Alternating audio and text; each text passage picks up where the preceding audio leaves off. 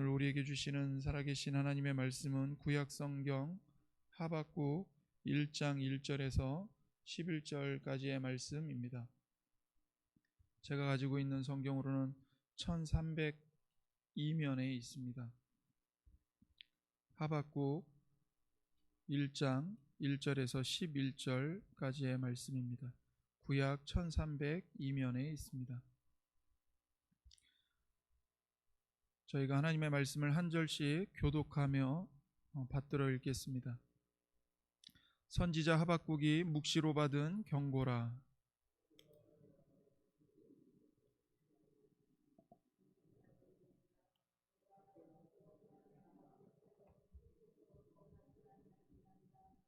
어찌하여 내게 죄악을 보게 하시며 패역을 눈으로 보게 하시나이까? 겁탈과 강포가 내 앞에 있고 변론과 분쟁이 일어났나이다. 이런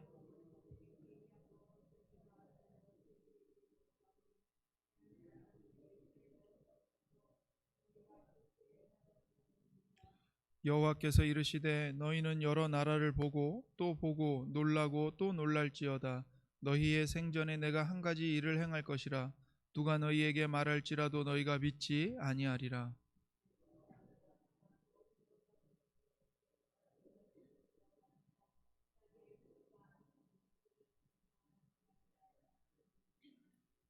그들은 두렵고 무서우며 당당함과 위엄이 자기들에게서 나오며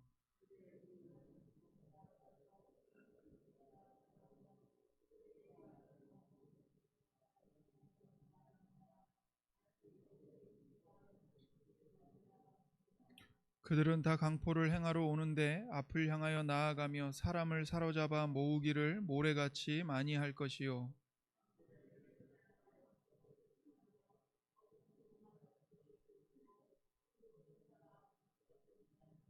함께 받들어 읽겠습니다. 그들은 자기들의 힘을 자기들의 신으로 삼는 자들이라. 이에 바람같이 급히 몰아 지나치게 행하여 범죄하리라. 아멘. 시편 말씀을 잠깐 멈추고 오늘부터는 이제 하박국을 살펴보도록 하겠습니다. 하박국은 선지자의 부르짖음으로 시작합니다. 선지자가 하나님께 부르짖는 이유는 구약의 교회인 이스라엘 그 안에서 하나님의 공의가 시행되지 않고 있기 때문에 부르짖고 있습니다. 악인들은 악을 행하는데도 잘 살고 의인들은 반대로 하나님의 말씀을 따라 살려고 몸부림치는데 오히려 악인들에게 짓밟히고 고통을 겪는 현실입니다. 도무지 이해할 수가 없는 현실이죠. 그래서 하박국 선지자가 2절부터 4절까지 하나님 이게 도대체 무슨 일입니까? 왜 이런 일들이 일어나는 것입니까? 율법이 해이하고 정의가 전혀 시행되지 못하고 있습니다. 왜 하나님 가만히 계십니까? 이렇게 부르짖고 있습니다. 그 선지자의 부르짖음에 하나님께서 이제 응답을 하십니다. 그것이 5절부터 11절까지의 말씀인데요. 이 하나님께서 응답으로 주신 하나님의 말씀은 하박국 선지자에게는 굉장히 충격적인 응답의 말씀이었습니다. 하나님은 그 유다의 죄를 심판하시기 위해 갈대아 사람을 일으키셨다고 말씀하십니다. 6절에 그렇게 이제 말씀을 하십니다. 갈대아 사람은 바벨론 군대를 뜻합니다. 이것이 이제 하박국 선지자에게는 매우 큰 충격이었습니다. 어느 정도의 충격이냐면 교회가 너무 타락해서 이 교회 안에 악한 자들이 득세하고 의인들을 괴롭힙니다. 구약 시대의 이스라엘은 나라이면서 동시에 교회입니다. 그걸 보고 이제 여러분이 하나님께 기도를 합니다. 의로우신 하나님이 통치하시는데 교회 안에 악인들이 날뛰는 것을 왜 가만 보고 계십니까? 기도를 했습니다. 그러자 하나님이 여러분에게 응답을 주신 거예요. 어떤 응답을 주셨냐면 오해하지 않으셨으면 좋겠는데, 내가 이 타락한 교회를 심판하기 위해서 지금 무슬림 사람들을 일으켰다. 내가 무슬림을 일으켜서 이 타락한 교회를 심판할 거라고 여러분에게 응답하신 겁니다. 하나님께서 여러분에게 이런 응답을 주셨다면 여러분 심정이 어떠시겠습니까? 충격받지 않으시겠습니까? 하박국 선지자가 이런 충격적인 응답을 받은 겁니다. 구약의 타락한 교회를 심판하시기 위해 더 악하고 더 강포를 행하는 바벨론 사람들을 일으키시고, 그 바벨론 사람들의 강포를 통해서 타락한 교회의 죄를 심판하시겠다고 말씀하시는 겁니다. 9절부터 11절까지 보시면, 그들은 다 강포를 행하러 오는데 앞을 향하여 나아가며 사람을 사로잡아 모으기를 모래같이 많이 할 것이요, 왕들을 멸시하며 방백을 조소하며 모든 견고한 성들을 비웃고 흉벽을 쌓아 그것을 점령할 것이라. 그들은 자기들의 힘을 자기들의 신으로 삼는 자들이라. 이에 바람같이 급히 몰아 지나치게 행하여 범죄하리라. 바벨론 군인들의 강포로 남유다의 성들과 마을들을 다 짓밟고 점령할 것이고, 너희 유다의 백성들은 그들의 칼에 죽임을 당할 거라고 말씀하시는 겁니다. 너무나도 놀랍고 충격적인 거죠. 그래서 5절에 하나님께서 이 하나님의 응답을 말씀하시면서 이렇게 시작을 하십니다. 여호와께서 이르시되 너희는 여러 나라를 보고 또 보고 놀라고 또 놀랄지어다. 너희의 생전에 내가 한 가지 일을 행할 것이라. 누가 너희에게 말할지라도 너희가 믿지 아니하리라. 하나님께서 말씀하십니다. 너희가 보고 또 봐도 놀랄 수밖에 없는 일, 경악할 수밖에 없는 일을 내가 행할 거다. 이게 너희들의 눈에는 너무나도 경악스러운 일이어서 너희들이 들어도 도무지 믿을 수 없는 일, 그거를 행하시겠다고 말씀하십니다. 왜 우리가 경악할 수밖에 없고 왜 우리가 믿을 수가 없는 일을 행하시는가? 그 이유는 하나님께서는 우리 인간의 이성과 경험과 우리의 기대와 우리의 예상을 넘어서는, 초월하는 일을 하나님께서 행하시기 때문입니다.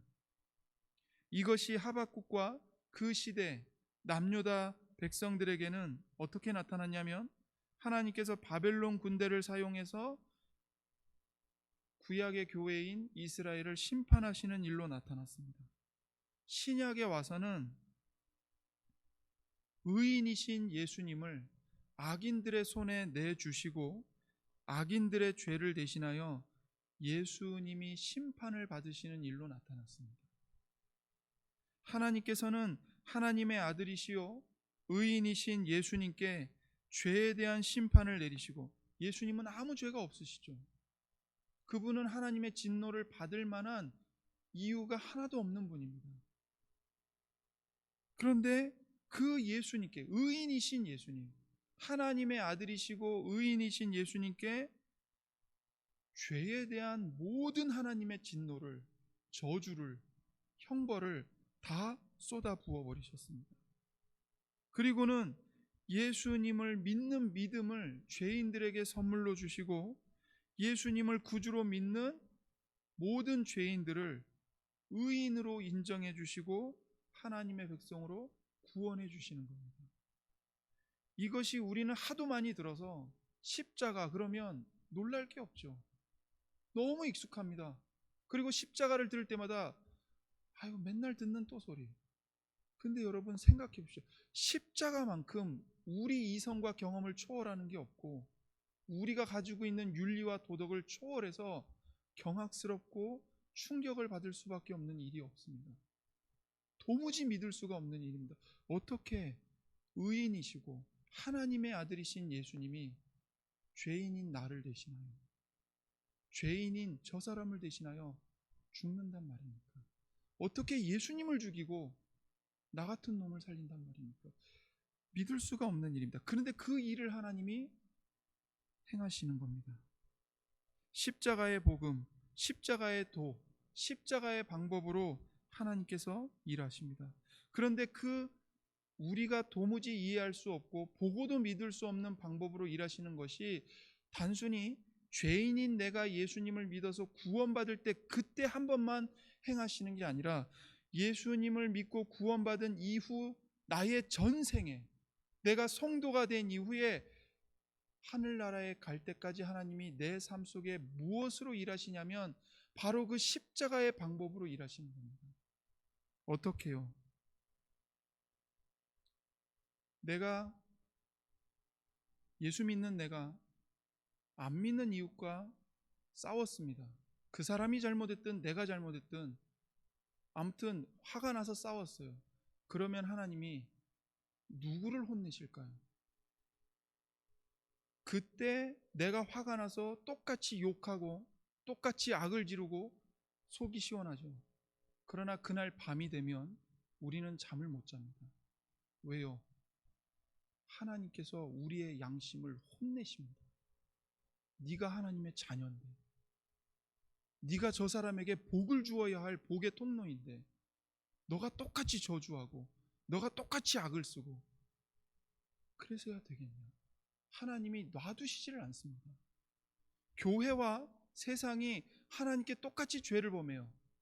세상도 똑같이 도둑질하고 뇌물 받고 힘없는 자를 짓밟고 교회도 탐욕을 부리고 똑같이 죄 짓습니다. 그런데 누가 먼저 혼나고 누가 더 크게 혼날까요?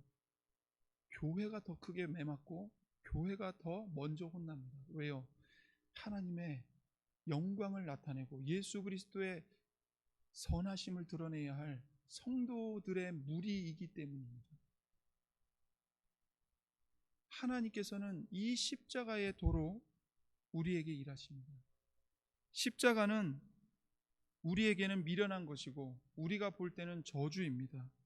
왜냐하면 십자가에서는 죽음밖에 없기 때문입니다.